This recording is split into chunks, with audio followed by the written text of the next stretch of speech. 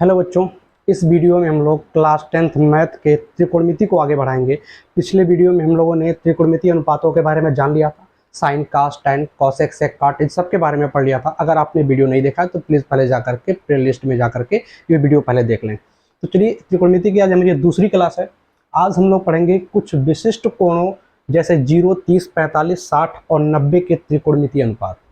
ठीक है, क्या पढ़ेंगे? 0, 30, 45, 60 और 90 के त्रिकोणमिति अनुपात। यानी देखेंगे कि साइन 0 का मान क्या होगा, साइन 30 का मान क्या होगा, साइन 45 का मान क्या होगा, ऐसे ही साइन 60 और साइन 90 का मान क्या होगा, ऐसे ही कॉस के लिए, टेन के लिए, कॉसेक के लिए, सेक के लिए, कॉट के लिए, सबके लिए देखेंगे।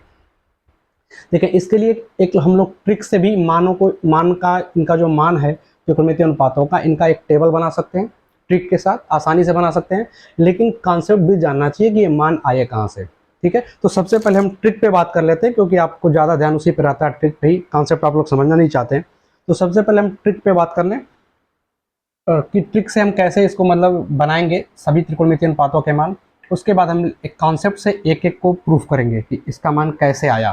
ठीक है, तो पहले टेबल बना लेते हैं और उसको तरीका समझ लेते हैं कैसे बनाएंगे, ताकि मान को हमें रटना ना पड़े, हमारा काम आसानी से हो जाए। तो चलिए देखिए कैसे करेंगे। एक तरफ हम ऐसे लिख लेंगे यहाँ पर साइन, फिर कॉस और फिर टैन। Sign, cos, tan. इसके बाद इनका रेसिप्रोकल लिख लेंगे। साइन का रेसिप्रोकल होता है कॉसेक, कॉस का रेसिप्रोकल होता है सेक। रेसिप्रोकल का मतलब व्युत्क्रम, जो है उसको ऊपर कर दें, अंश को नीचे कर दें। तो कॉसेक, सेक और टैन का व्युत्क्रम क्या होता है? कॉट। ठीक है, तो हमने साइन, कॉस, टैन, कॉसेक, सेक, कॉट लिख लिया। ठीक है, चलिए इधर अब जो कोण है उनको लिख लें क्रम से। तो सबसे पहले 0 अंश के लिए, इसके बाद 30 के लिए, उसके बाद 45, इसके बाद 60 और उसके बाद लास्ट में 90। ठीक है, इनको क्रम से लिख लेना है, 0, 30, 45, 60 और 90। ठीक है, इतना काम कर लेंगे आप। इसके बाद क्या करना है, अब यहाँ से हमारा ट्रिक चालू होता है। सबसे पहले यहाँ गिनती लिखना चालू करेंगे 0 से। 0 के लिए 0, फिर इसके बाद 1, फिर 2, फिर 3 और फिर यहाँ 4, लास्ट में 4। 0 से शुरू करेंगे, 0, 1, 2, 3, 4, शून्य, 1, 2, 3, 4। और फिर क्या करेंगे, 4 से सब में भाग देंगे, तो ये हो जाएगा 0/4 बराबर 0। ये हो जाएगा 1/4, इसमें भाग देंगे 2/4, तो 2/4 2 से कट जाएगा, तो 2 1 2, 2 2 4 हो जाएगा 1/2। इसमें 4 से भाग देंगे 3/4 और लास्ट में 4 से भाग देंगे तो 4/4 हो जाएगा 1। ठीक है, तो ये नई संख्याएं आ गई, 0, 1/4, 1/2, 3/4 और लास्ट में 1। तो ये काम हमने कर लिया। पहले 0, 1, 2, 3, 4 लिख दिया, सब में 4 से भाग दे दिया, जो कट रहा था उसको काट दिया। इसके बाद अब इनका वर्गमूल ले लेना है। जैसे ही वर्गमूल लेंगे साइन के मान निकलने शुरू हो जाएंगे। इसका मान आ जाएगा साइन का। जैसे पहला 0 है, तो इस 0 का वर्गमूल जब लेंगे तो 0 का वर्गमूल 0। इधर 1/4, 1/4 का वर्गमूल लेंगे तो करड़ी में 1/4 हो जाएगा, करड़ी में 1/4। अब हम जानते हैं कि 4 का वर्गमूल 2 होता है और 1 का वर्गमूल 1 होता है, तो 1/2 आ जाएगा। तो करड़ी में 1/4 हुआ, उसका मान 1/2 आ गया। इस वाले का देखेंगे, इधर वाले का, इधर 1/2 है, अंडर रूट लगाएंगे तो 1 का अंडर रूट तो 1 हो जाएगा, यानी 1 का वर्गमूल 1 हो जाएगा, लेकिन 2 का वर्गमूल करड़ी में 2 होगा। ठीक है, क्योंकि ये पूर्ण वर्ग संख्या नहीं है, उसका दशमलव में आता है, तो हम उसको करड़ी में 2 लिख देंगे, अंडर रूट 2 लिख देंगे, तो 1/2। ठीक है, तो ये हो गया साइन 0 का मान, ये साइन 30 का मान और ये साइन 45 का मान। ऐसे 60 का निकालने के लिए 3/4 है, उसका वर्गमूल लेंगे तो 3 का वर्गमूल हो जाएगा अंडर रूट 3 और 4 का वर्गमूल हो जाएगा 2, तो रूट 3/2। इधर 1 का वर्गमूल लेंगे तो क्या आ जाएगा 1। इस तरह से हमने साइन का मान लिख लिया, साइन का मान हमारा निकल गया। इसके बाद क्या करते हैं, यहीं पे ध्यान देना, यहीं पे भूलना नहीं है। यहाँ से क्या करना है, इसको उल्टे क्रम में लिखते आना है। उधर वाला इधर लिखना चालू कर देंगे, उधर से इधर लिखते चले जाएंगे, तो 1, फिर उसके बाद क्या है √3/2, उसके बाद क्या है 1/√2, उसके बाद है 1/2 और लास्ट में 0। ठीक, तो एक कास के मान हो जाएंगे। अब ऐसे tan का निकालना, तो हमने पिछले पोर्शन में, पिछले वीडियो में पढ़ा है कि tan बराबर होता है साइन बटे कास, साइन थीटा बटे कास थीटा बराबर होता है tan थीटा। तो साइन 0 बटे कास 0 हो जाएगा tan 0। इसका मतलब क्या करें, कास वाले से साइन वाले में भाग देते, tan के मान आने लगेंगे। तो 1 से 0 में भाग देंगे तो किसी भी संख्या से 0 में भाग देते तो 0 होता है। अब इसका 1/2 में √3/2 से भाग देंगे तो 2 2 कैंसिल हो जाएगा और ऊपर बचेगा 1, नीचे बचेगा √3, तो 1/√3 हो जाएगा। इसमें जो 1/√2 में 1/√2 से भाग देंगे तो दोनों कैंसिल होकर 1 हो जाएगा। इधर √3/2 में 1/2 से भाग देंगे, 2 कैंसिल हो जाएगा, ऊपर √3 बचेगा, नीचे 1 बचेगा, तो √3 लिख देंगे। 0 से भाग देंगे तो ये अपरिभाषित है, या इसको हम लोग इनफाइनाइट भी लिख देते हैं ऐसे। 0 से भाग देंगे तो अपरिभाषित होगा, उसका मान अपरिभाषित होता है, तो उसको इनफाइनाइट लिख दिया। चलिए अब इसको क्या करेंगे, कॉसेक का मान निकालना है। कॉसेक वाला साइन का व्युत्क्रम होता है, तो साइन वाले मान का व्युत्क्रम कर दें, उल्टा कर दें तो कॉसेक निकल जाएगा। व्युत्क्रम कर दें मतलब इसको 0/1 लिख सकते हैं, 0/1 ये हो जाएगा 1/0, और 1/0 क्या हो जाएगा अपरिभाषित। इसका 1/2 का उल्टा करेंगे तो क्या हो जाएगा 2/1 यानी 2। 1/√2 का उल्टा करेंगे तो क्या हो जाएगा √2, और √3/2 का उल्टा करेंगे तो क्या हो जाएगा 2/√3, और यहाँ पर 1 का उल्टा करेंगे तो 1 ही आएगा। 1/1 का उल्टा करेंगे 1/1 ही रहेगा। ऐसे अब सेक का लेना है, तो सेक व्युत्क्रम होता है कॉस का, सेक व्युत्क्रम होता है कॉस का, तो कॉस वाले का व्युत्क्रम करेंगे, 1 का व्युत्क्रम 1 ही रहेगा। √3/2 का व्युत्क्रम हो जाएगा 2/√3, 1/√2 का व्युत्क्रम क्या हो जाएगा √2, और 1/2 का हो जाएगा 2, और 0 का क्या हो जाएगा 0/1, अब 1/0 हो जाएगा तो अपरिभाषित हो गया। अब ऐसे काट का निकालना है, काट व्युत्क्रम होता है tan का, तो tan वाले का व्युत्क्रम कर दें। 0 का व्युत्क्रम क्या हो जाएगा 1/0 होगा, और 1/0 क्या होता है अपरिभाषित, इसका हो जाएगा √3, 1 का व्युत्क्रम 1, और ये √2 है, इसका व्युत्क्रम करेंगे तो 1 ऊपर जाएगा, √2 नीचे आ जाएगा, तो 1/√3 है, 1/√3 हो जाएगा। और यहाँ इनफाइनाइट कैसे आया था 1/0 करके, 1/0 को 3 फाइनाइट लिखा गया था, तो बटे में 0 है, जब उल्टा करेंगे तो 0 ऊपर चला जाएगा, और जब 0 ऊपर चला जाए तो क्या हो जाएगा 0। ठीक है, तो अपरिभाषित का व्युत्क्रम 0 लिख दिया करेंगे। 0 का व्युत्क्रम अपरिभाषित, अपरिभाषित का व्युत्क्रम 0। ठीक है, तो इस तरह से हमने सभी मानों को एक टेबल के द्वारा बना लिया। ठीक है, ये टेबल बनाना आना चाहिए कि जब भी हमें किसी भी त्रिकोणमितीय अनुपात के मान की जरूरत पड़ेगी हम आसानी से इस टेबल के द्वारा लिख लिया करेंगे। ठीक है, रटने की जरूरत नहीं पड़ेगी, वैसे कोशिश करेंगे कुछ तो याद होना चाहिए ताकि इसमें भी टाइम बच जाए। जैसे साइन के मान याद कर लें, कॉस के मान याद कर लें, tan की जरूरत पड़े तो डिवाइड कर देते हैं। वैसे अगर टाइम बचाना है तो साइन कॉस tan इनके मान तो रटे होने चाहिए, साइन कॉस tan के मान रट लेना चाहिए, और ऐसे भी क्वेश्चन लगाते लगाते याद हो जाएगा। तो फिलहाल हम इस ट्रिक को समझ चुके होंगे आप लोग कि इस ट्रिक की सहायता से हम कैसे सभी त्रिकोणमितीय अनुपातों के मान निकाल सकते हैं। ठीक है, चलिए अब इसको हम लोग सिद्ध करके देखते हैं, मतलब आया कहाँ से, कैसे मान निकाला गया, तो ट्रिक से बताया गया, कॉन्सेप्ट से कैसे आया इसको अब समझने की कोशिश करते हैं। चलिए, तो सबसे पहले हम लोग समझते हैं 30 और 60 के लिए, 30 डिग्री और 60 डिग्री के लिए, इनके लिए अगर समझें कि इनका साइन 30 का मान, साइन 60 का मान, कास 30 का, कास 60 का, ये सब कैसे निकालेंगे, tan का, तो सबके 30 और 60 के लिए इन 6 त्रिकोणमितीय अनुपातों के मान निकालने हैं, साइन कॉस tan और कॉसेक सेक काट। मुख्यतः में साइन और कास का ही निकालना होता है, उसका भाग कर देते हैं tan निकल जाता है, फिर उल्टा करते जाते हैं तो कॉसेक सेक काट भी निकलते चले जाते हैं। तो साइन और कास का ही मेन निकालना है, बाकी सारा काम हो जाएगा। अब देखिए, अब त्रिकोणमितीय अनुपात पहला वीडियो याद कीजिए, पहला जब हमने पढ़ाया, पहला पोर्शन इसका, पहली एक्सरसाइज जब कराई तो उसमें त्रिकोणमितीय अनुपातों के बारे में बताया था कि साइन बराबर क्या होता है, कास बराबर क्या होता है, tan बराबर क्या होता है। तो इसके लिए हमने बताया था ट्रिक लाल बट्टे कका, इसको हम लोग याद रखेंगे, लाल बट्टे कका, लाल बट्टे कका। यल से लंब, ए से आधार, के से कर्ण। तो ये पहला होता है साइन यानी लंब बट्टे कर्ण, दूसरा होता है कॉस यानी आधार बट्टे कर्ण, और तीसरा होता है tan यानी लंब बट्टे आधार। फिर इनका व्युत्क्रम चाहिए, कॉसेक सेक कॉट चाहिए, तो साइन वाले को उल्टा कर देंगे, कॉस वाले को उल्टा कर देंगे, tan वाले को उल्टा कर देंगे, तो ठीक है 6 निकल जाएंगे। तो इसको हमें याद रखना है, यानी इन दो एक्सरसाइज के, पहली एक्सरसाइज का ट्रिक यहाँ है, दूसरी एक्सरसाइज का ट्रिक यहाँ है, दोनों कवर हो गया फिर से। चलिए अब हम 30 और 60 के लिए निकालते हैं कि साइन 30 का मान क्या होगा, साइन 60 का मान क्या होगा। चलिए समझते हैं इसको। 30 और 60 का निकालने के लिए हम लोग क्या करते हैं, एक समकोण त्रिभुज लेते हैं, एक समकोण त्रिभुज जिसमें एक कोण तो हमारा 90 अंश का हो जाएगा, समकोण त्रिभुज में एक कोण तो 90 अंश होता ही है, अब बाकी दो कोण बच गए, इन दोनों का योग 90 अंश होता है। तो हम ऐसा त्रिभुज समकोण त्रिभुज ले रहे हैं जिसमें दोनों कोण 45-45 अंश के हों, बराबर हों, ये भी कितने का हो 45 डिग्री का, ये भी 45 डिग्री का, ऐसा समकोण त्रिभुज लिया जिसमें दोनों कोण आपस में बराबर है 45-45 अंश के। तो त्रिभुज का कॉन्सेप्ट ये कहता है कि अगर कोण बराबर हैं तो उनके सामने की भुजाएं भी बराबर होंगी। तो अगर ये 45 और ये 45 है तो इस कोण के सामने की भुजा ये भुजा, और इसके सामने की भुजा ये दोनों भुजाएं भी आपस में बराबर होंगी। अगर इसका नामकरण कर दें ए बी सी, तो कोण ए 45 अंश है, कोण सी 45 अंश है, कोण बी 90 अंश है। तो इस 45 के सामने बी सी और इस 45 के सामने ए बी, तो बी सी और ए बी बराबर होगा। यहाँ से क्या मिल जाएगा, बी सी बराबर ए बी। बी सी बराबर क्या होगा, ए बी हो, बी सी ए बी के बराबर हो जाएगा। तो अगर इन भुजाओं को ए मान लेते कि ये भुजा ए है, ये भी ए है, भुजा की लंबाई क्या मान लिया, ए मान लिया, इसका भी ए मान लिया, दोनों बराबर ही होंगे, तो ए बी बराबर यहाँ बी सी रहेगा, ए बी बराबर बी सी, दोनों बराबर, उसको हमने ए मान लिया कि दोनों भुजाएं क्या है, ए हैं। तो अब हम कर्ण निकाल सकते हैं।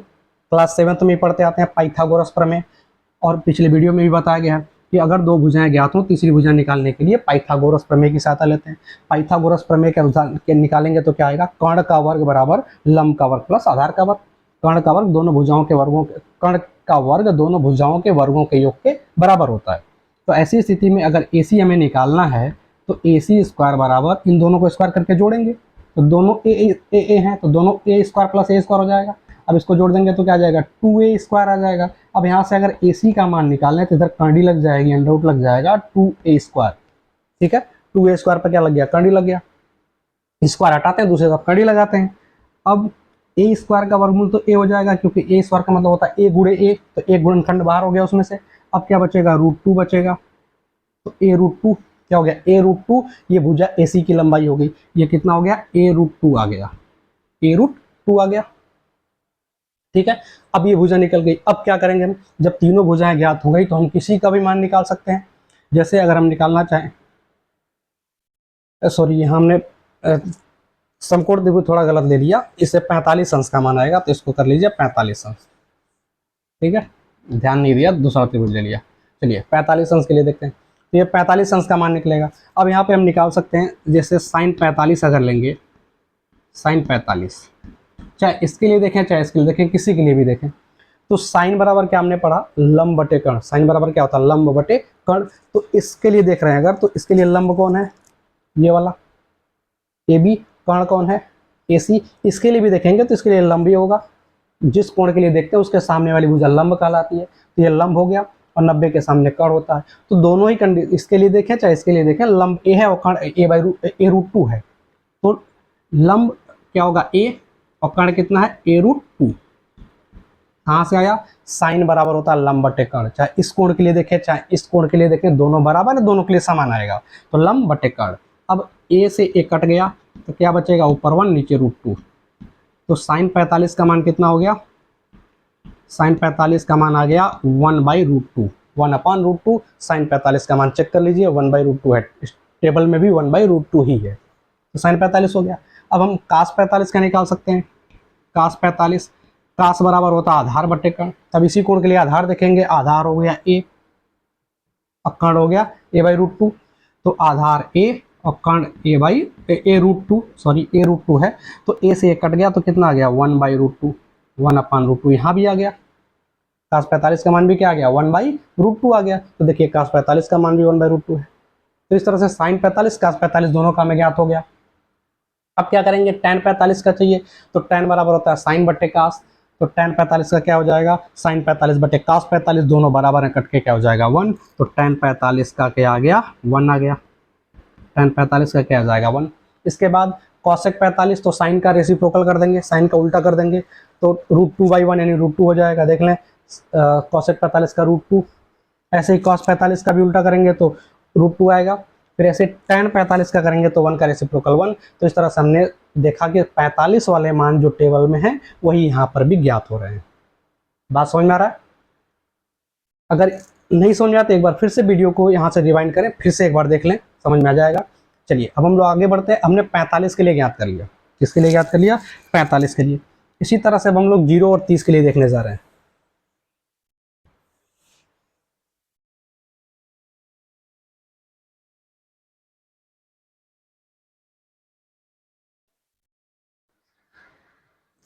चलिए अब 0 और 30 के लिए देखें, तो इसमें थोड़ा सा त्रिभुज हमें बदलना पड़ेगा। अगर हम किसके लिए देख रहे हैं, 0 30 नहीं, 30 और 60 के लिए,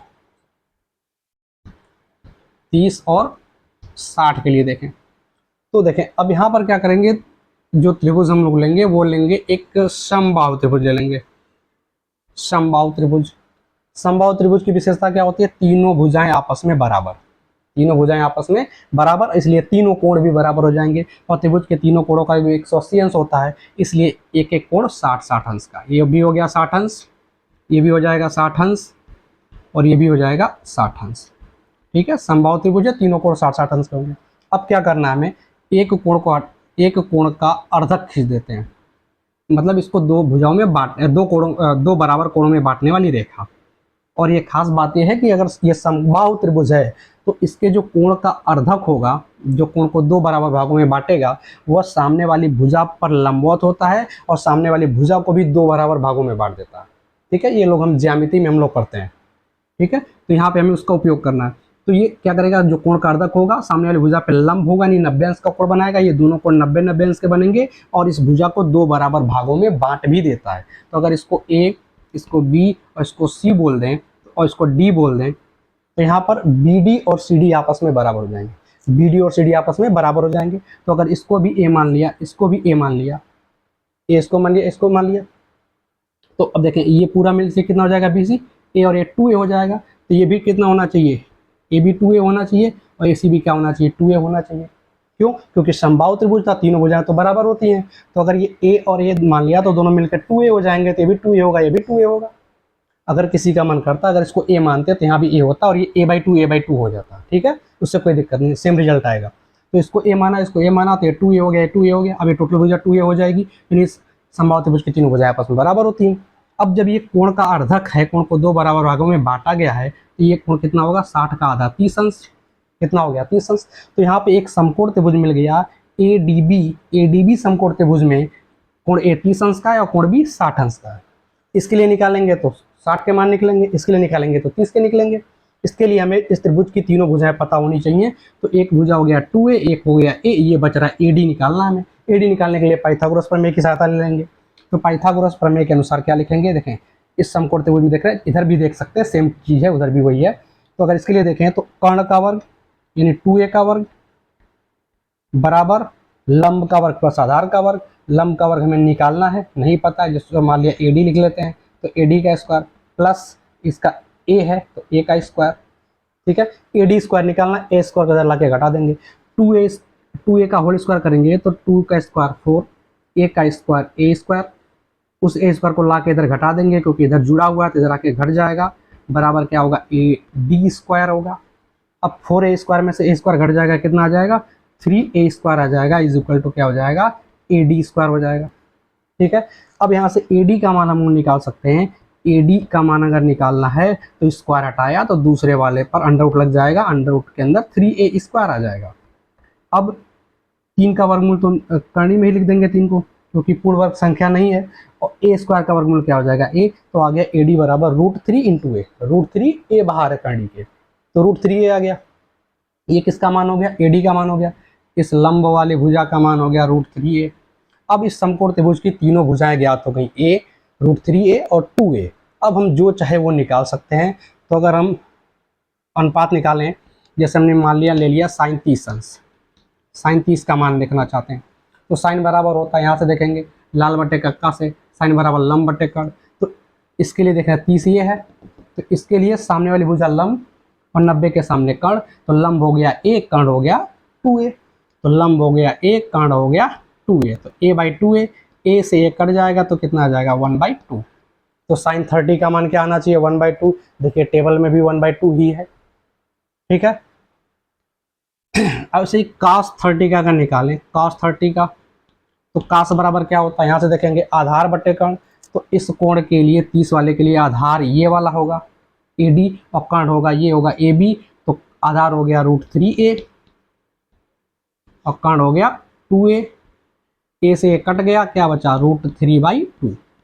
क्या बचा? √3/2। तो इस तरह से cos 30 का मान √3/2 हो गया। देख लीजिए cos 30 का मान √3/2 टेबल में है।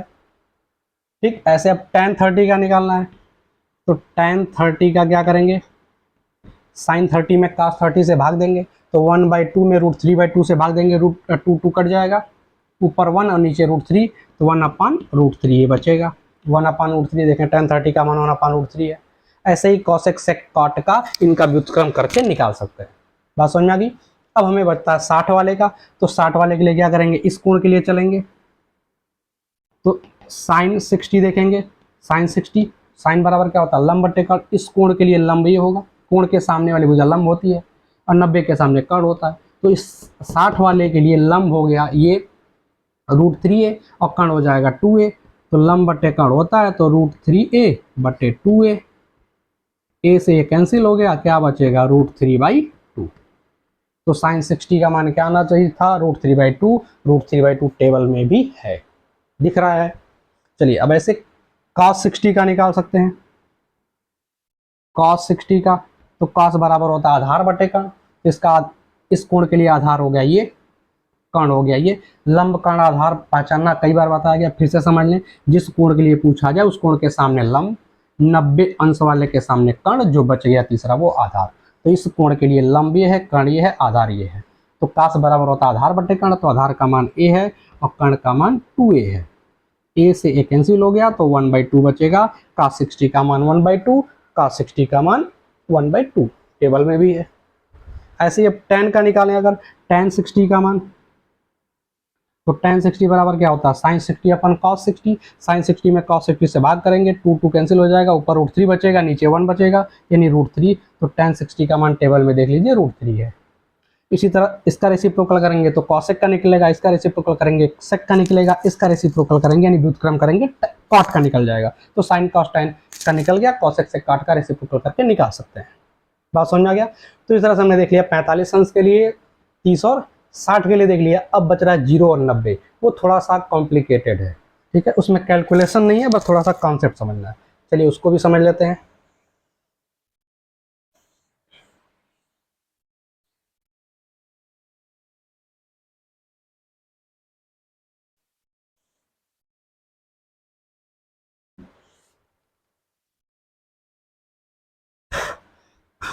चलिए अब हमें देखना है 0 और 90 के लिए, 0 डिग्री व 90 के लिए।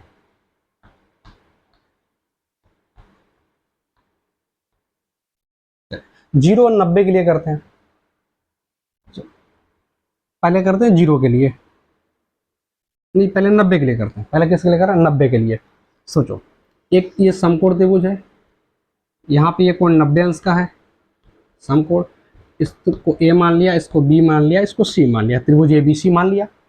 इसी कोण के लिए मान लिया हम निकालना चाहते हैं, त्रिकोण में अनुपात इस कोण के लिए निकाल रहे हैं। अब इस कोण को 90 के पास पहुंचाना है, पहले चलो 0 के लिए कर लेते हैं। इस कोण को अगर 0 कर दिया जाए, 0 का मतलब छोटा होता जाए, जैसे जैसे इसको ए को उठाते जाएंगे, इस भुजा को उठाते जाएंगे, कोण बढ़ता जाएगा, कोण बढ़ रहा है अब, और इसको कम करते जाएंगे तो घटता जाएगा, घटते जाएगा, इसको 0 तक लाना है। अभी 0 तक मत लाएं, एक बीच की स्थिति मान लें जब 0 के पास पहुंचने वाला, सोचो क्या होगा, शायद दिख ना रहा हो आपको स्क्रीन पर, यहाँ पे इमेजिन करें, ध्यान दें इधर, ये इतना लेना है। हालांकि ये बहुत बड़ा है, अभी समझने के लिए लिया गया बड़ा, तो समझ में आए, ये कोण बहुत छोटा मानना है हमें, छोटा। और जब सोचो अगर ये कोण 0 होगा, ये भुजा नीचे आती जाएगी, इसका मतलब बी पे ए जो होगा बी के पास आ जाएगा एकदम। ये कहाँ होगा, अगर ये कोण 0 करना होगा यानी कम करना होगा, घटाना होगा, तो ये खिसकते खिसकते कहाँ जाएगा, बी के पास आ जाएगा। कहाँ जाएगा, बी के पास। ऐसी मान लो यहाँ पर है, इस समय एक समय कुछ कोण है जहाँ पर 0 से थोड़ा सा बड़ा है, यहाँ पर है, तो इस समय ये भुजा जो होगी, अगर ए यहाँ पर है तो AC और BC में खास अंतर नहीं होगा, AC की लंबाई BC की लंबाई के लगभग बराबर होगी, कोई ज़्यादा डिफरेंस नहीं होगा। AC जो होगा थोड़ा सा BC से बड़ा होगा, थोड़ा सा बड़ा होगा, ठीक है। तो अगर ये कोण और छोटा कर दें, और छोटा कर दें, तो A और B के और पास आ जाएगा। उस स्थिति में जो AC की लंबाई होगी BC के लगभग बराबर हो जाएगी, बहुत थोड़ा सा डिफरेंस होगा। और अगर जब कोण 0 हो जाएगा तब तो उसी पे कोलैप्स कर जाएगा, यानी BC और AC एक ही भुजा हो जाएंगे, तो ऐसा त्रिभुज बनना संभव नहीं है। तो एक हम 0 छोटे कोण के लिए बात कर रहे हैं, जहाँ कोण बहुत छोटा है, लगभग 0 है, 0 नहीं है, लगभग 0 है। ऐसी स्थिति में AB के बहुत पास होगा और AC की लंबाई BC की लंबाई के लगभग बराबर हो जाएगी। तो ऐसी स्थिति में जब हम लेंगे अनुपात, लेंगे साइन का अनुपात, जब लेंगे तो साइन बराबर होता है लंब बटे कर्ण, लंब बटे कर्ण। तो उस समय देखें जो AC होगा वो BC के लगभग बराबर हो जाएगा, यानी बोल सकते हैं AC बराबर BC, AC लगभग क्या है, दोनों आपस में लगभग बराबर है, ठीक है, बहुत थोड़ा सा अंतर है। AC जो है थोड़ा सा बड़ा है BC से, और जो AB होगा इस समय, AB की लंबाई तो बहुत पास आ गया, तो AB की लंबाई लगभग 0, यानी AB बहुत छोटा हो गया। AB क्या हो गया, बहुत छोटा हो गया। तो जब साइन हम लेंगे, साइन होता है लंब बटे कर्ण, साइन क्या होता है, लंब बटे कर्ण। तो लंब लिखेंगे AB और कर्ण लिखेंगे AC, AB बटे AC लिखेंगे।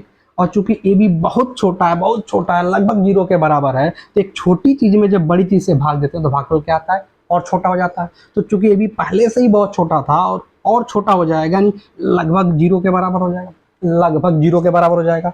तो ऐसी स्थिति में जब A बहुत B के पास है, उस समय जो कोण भी ये होगा, कोण भी बहुत छोटा होगा, लगभग 0 के बराबर होगा, तो उसको मान लेंगे sin 0, और यहाँ भी मान क्या हो जाएगा, 0। sin 0 बराबर क्या हो जाता है, 0। इस तरह से sin 0 का मान 0 माना गया है। तो sin 0 का मान क्या होता है, 0 होता है। अब cos 0 का सोचें, cos के लिए सोचें एक चीज, जब ये cos लेंगे, cos अनुपात लेंगे, तो cos बराबर होता है आधार बटे कर्ण, आधार बटे कर्ण। तो आधार ये रहेगा BC और कर्ण रहेगा AC।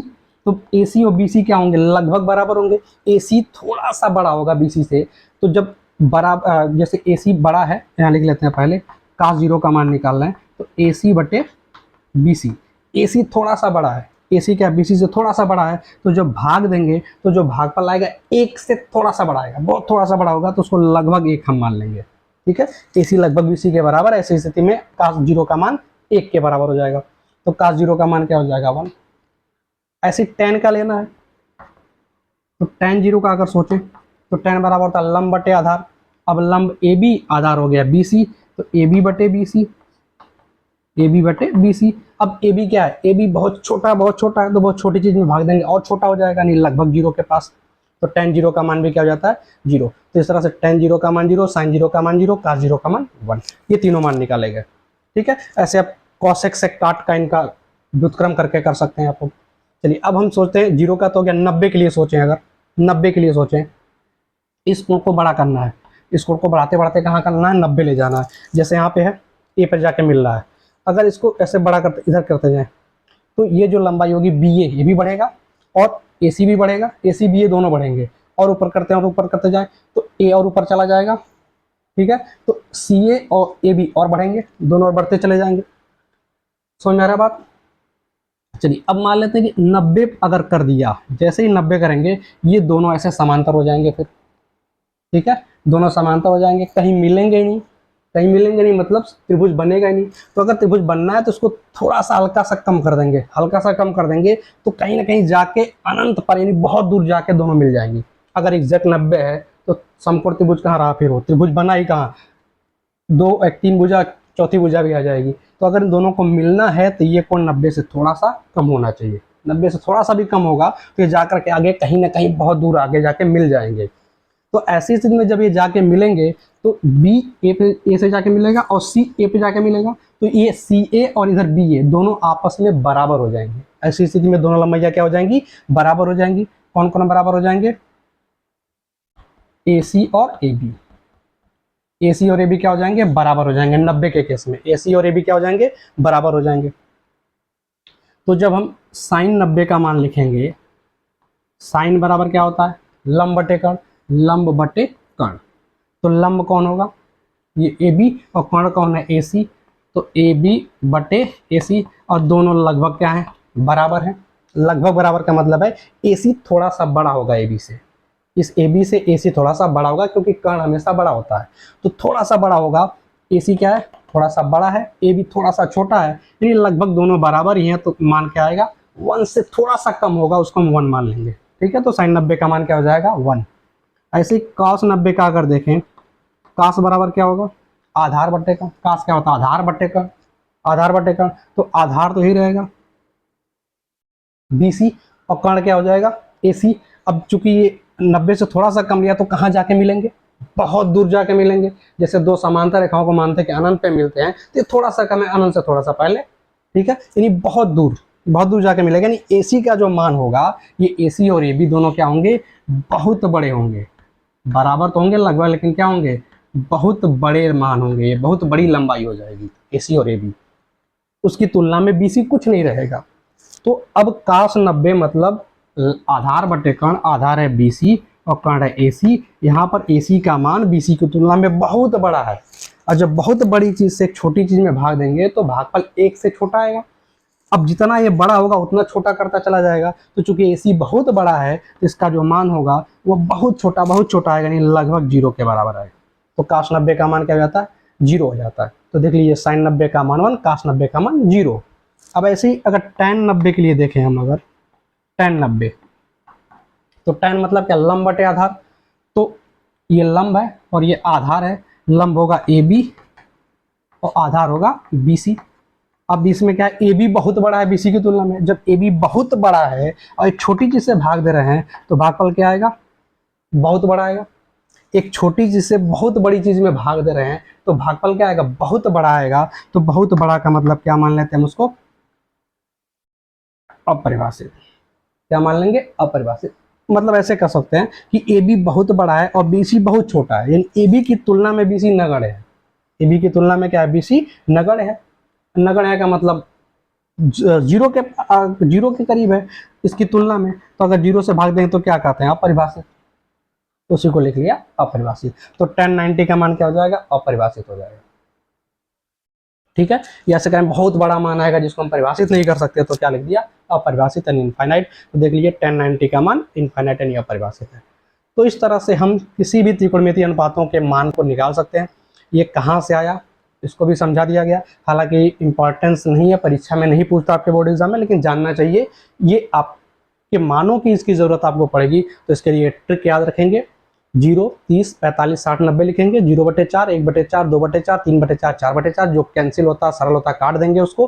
फिर उसका वर्गमूल ले लेंगे, साइन का मान आ जाएगा। उल्टे क्रम से उधर लिखते आएंगे, कास का मान निकल जाएगा। फिर साइन कास में भाग देंगे, tan का मान निकल जाएगा।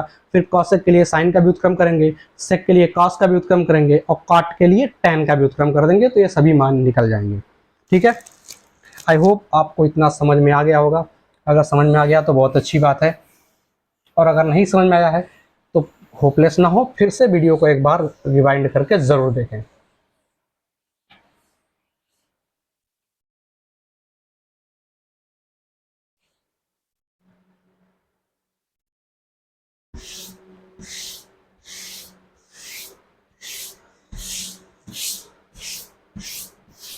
चलिए अब हम लोग क्या करते हैं, एक्सरसाइज पे आते हैं। कुछ क्वेश्चन सॉल्व कर लेते हैं इस चैप्टर के, इस प्रश्नावली के, प्रश्नावली 8.2। ठीक है, आप जो भी बुक पढ़ते हैं उसमें कोई ना कोई प्रश्नावली तो होगी इससे आधारित, उसको देख लें। कॉन्सेप्ट यहाँ समझ लें। किसी भी बुक के क्वेश्चन आप लगा सकते हैं अगर आपको कॉन्सेप्ट पता हो गया, फार्मूले तैयार हो गए। तो फार्मूले तो यहाँ तैयार नहीं करना है, इसमें क्या करना है, बस ये मान याद होने चाहिए। याद करने के लिए टेबल बता दिया गया है। चलिए हम क्वेश्चन पे आते हैं। हम एनसीईआरटी का कोई एक्सरसाइज सॉल्व कर रहे हैं, एनसीईआरटी की बुक का है। चलिए पहला क्वेश्चन आपसे पूछ रहा है कि sin 60 cos 30 plus sin 30 into cos 60, इसका मान पूछ रहा है। ठीक है, इसका मान बताना है हमें क्या होगा। देखिए जो भी इस चैप्टर का कॉन्सेप्ट था, इस प्रश्नावली का कॉन्सेप्ट था, वो तो यही है। बाकी तो सिंपल मैथ है, गुणा करना है, जोड़ना है, कोई फार्मूला नहीं लगाना है। क्योंकि हमने पहले ही वीडियो में कहा है कि त्रिकोणमितीय सर्वसमीकरण अभी हम नहीं पढ़ रहे हैं, वो आगे पढ़ेंगे तब उसका प्रयोग करेंगे। अभी हम सिर्फ त्रिकोणमितीय अनुपात जानते हैं, साइन कास tan क्या होता है, कॉसेक सेक काट क्या होता है, लंब बटे का, आधार बटे का, लाल बटे का वाला, और ये मान, तो इन्हीं का प्रयोग करके हम लगाएंगे। ठीक है, और कोई फार्मूला नहीं लगाएंगे इसमें त्रिकोणमिति का। तो चलिए सिंपल सा मान रखना, गुणा करना है, सिंपल मैथमेटिक्स है। साइन 60 का मान टेबल में देख लीजिए कितना है। साइन 60 का मान √3/2, तो रख देंगे √3/2। cos 30 का मान रूट टेबल में देखेंगे √3/2, √3/2। साइन 30 का मान 1/2। cos 60 का मान कितना है, 1/2। ठीक है, जो भी मान था वो हमने मान रख दिया। अब क्या करेंगे, सिंपल गुणा करके जोड़ना है। √3 का गुणा हो जाएगा 3, 2 और 2 का गुणा हो जाएगा 4, इधर 1/2 का हो जाएगा 1/4। हर बराबर अंश को जोड़ देंगे, 3 और 4/4, क्या आएगा 1। तो आंसर इज 1। ठीक है, इस क्वेश्चन का आंसर क्या आ गया, 1 आ गया। चलिए और अगला क्वेश्चन करते हैं। आप लिखते चलिए या फिर स्क्रीनशॉट ले लिया करिए। ठीक है, अगर लेना हो स्क्रीनशॉट ले सकते हैं, या फिर नोट करना चाहें नोट कर सकते हैं। सबसे सही तरीका क्या है, क्वेश्चन नोट कर लीजिए सिर्फ, ठीक है, क्वेश्चन नोट करिए, वीडियो को पूरा देख लीजिए, क्वेश्चन जो जो मिले नोट करते जाइए, फिर वीडियो को रोक करके बंद करके एक बार क्वेश्चन को सॉल्व करिए अपने से। फिर अगर फंसता है, कहीं भूलता है, कंफ्यूजन होता है, तो फिर से वीडियो खोल के देख सकते हैं। ठीक है, अगर ध्यान से देख लेंगे तो फिर फंसेगा नहीं, सॉल्व हो जाएगा। चलिए दूसरे क्वेश्चन पे आते हैं हम लोग। क्वेश्चन कर रहा है टेन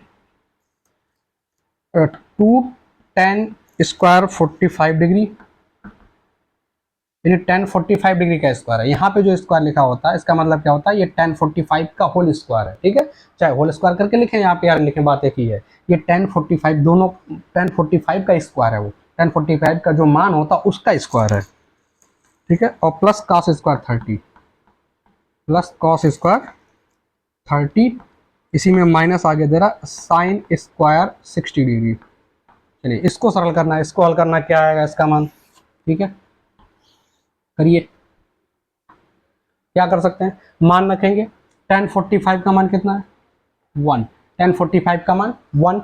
अब इसका स्क्वायर भी करना है, तो 1 का स्क्वायर 1 हो जाएगा, आगे 2 है तो 2 × 1, प्लस cos स्क्वायर 30, cos 30 का मान √3/2 है, √3/2 का स्क्वायर करेंगे तो √3 का स्क्वायर 3 हो जाएगा, 2 का स्क्वायर 4 हो जाएगा, तो √3/4 हो गया।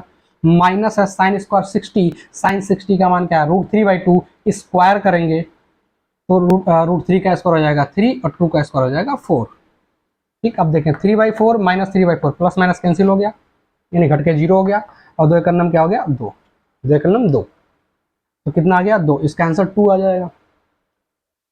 ये पहला क्वेश्चन था, ये सेकंड क्वेश्चन था, पहले का 1 आया, सेकंड वाले का 2 आ गया। समझ में आ गया। चलिए अब आगे बढ़ते हैं, अगले और क्वेश्चन सॉल्व करते हैं।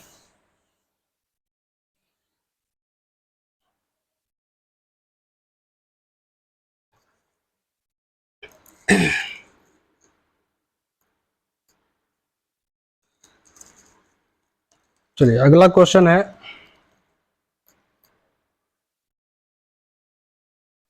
5 cos square 60 degree plus 4 sec square 30 degree minus tan square 45 degree divided by sin square 30 degree plus cos square 30 degree. चलिए इसको हल करना है, कैसे करेंगे, सिर्फ क्या करना है, त्रिकोणमितीय अनुपातों के मान रखने हैं, फिर जोड़ना घटाना गुणा भाग करना है, और कुछ नहीं है इसमें। चलिए थर्ड क्वेश्चन कर रहे हैं, क्वेश्चन नोट कर लीजिए, फिर उसके बाद वीडियो रोक करके सॉल्व करिए, फंसता है तो फिर से देख लीजिए। चलिए क्या करते हैं, मान रखते हैं सबका 5 cos 60, स्क्वायर में cos 60 का मान क्या है 1/2, 1/2 का स्क्वायर करेंगे तो 1 का स्क्वायर 1, 2 का स्क्वायर 4, 1/4 हो जाएगा, प्लस 4 × sec स्क्वायर 30, sec 30 का मान क्या है, sec 30 का मान है 2/√3, यहाँ पे है 2/√3, स्क्वायर करेंगे 2 का स्क्वायर क्या हो जाएगा 4, √3 का स्क्वायर क्या हो जाएगा 3, माइनस tan स्क्वायर 45, tan 45 का मान क्या है 1 है, 1 का स्क्वायर 1 ही रहेगा, डिवाइडेड बाई, इधर आ जाए sin 30 का स्क्वायर है, sin 30 का मान कितना 1/2, 1/2 का स्क्वायर करेंगे तो 1/4 हो जाएगा, प्लस cos 30, cos 30 का मान √3/2 होता है, उसका स्क्वायर करेंगे तो √3 का स्क्वायर 3, 2 का स्क्वायर 4। ठीक है, अब ऊपर जोड़ सकते हैं, नीचे जोड़ सकते हैं, जहां जो जोड़ पाए जोड़ें। तो देखिए ये हो जाएगा 5/4, इधर क्या प्लस, इसका गुणा करेंगे तो 4 दूनी 8/3, 8/3 और माइनस 1, और नीचे नीचे हर बराबर है, सीधा सीधा जोड़ सकते हैं, 3 और 1 4/4, 4/4 क्या हो जाएगा 1, तो अगले स्टेप में हटा भी सकते हैं इसको डायरेक्ट। चलें अब यहाँ से क्या कर सकते हैं, इसका हर बराबर करेंगे, यहाँ 3 है, यहाँ 4 है, यहाँ पर 1 है, तो क्या करें, सबका हर 4 के बराबर कर दें, तो ये 5/4 रहेगा ही, इसका हर बराबर सॉरी 4 के बराबर, सबको 12 के बराबर कर दें, तो इसमें 3 से गुणा करना पड़ेगा, तो 3 × 5 = 15, 3 × 4 = 12, 15/12, इसमें किसने गुणा करना पड़ेगा, 4 से गुणा करना पड़ेगा, तो 4/32 और नीचे 4 × 3 = 12, इसमें 12 से गुणा करना पड़ेगा तो 12/12, और नीचे टोटल 1 है तो 1 लिखने की ज़रूरत है ही नहीं, हर बराबर हो गया, आप जोड़ घटा सकते हैं, 15 और 32 क्या हो जाएगा 47, 15 32 47 में से 12 घटा देंगे 35, क्या आ जाएगा 35, और बटे क्या है 12, 35/12, ये हमारा आंसर हो जाएगा। तो इस क्वेश्चन का आंसर क्या आएगा, 35/12। सिंपल मैथ है, बस देख के मान रखना, गुणा भाग करना और कुछ नहीं करना इसमें। समझ में आ गया? चलिए स्क्रीनशॉट लेना हो तो ले लीजिए, नोट करना हो तो नोट कर लीजिए। हम आगे बढ़ते हैं और क्वेश्चन सॉल्व करते हैं।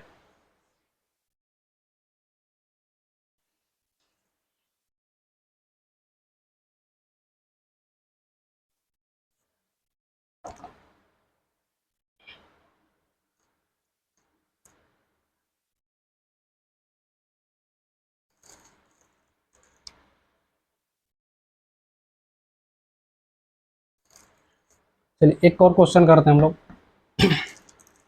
क्वेश्चन कर रहा है कि एक समकोण त्रिभुज है पी क्यू आर, समकोण त्रिभुज पी क्यू आर। इसमें कह रहा है पी क्यू की लंबाई 3 सेंटीमीटर है, पी आर की लंबाई 6 सेंटीमीटर है और क्यू यहाँ पर 90 अंश दिया हुआ है।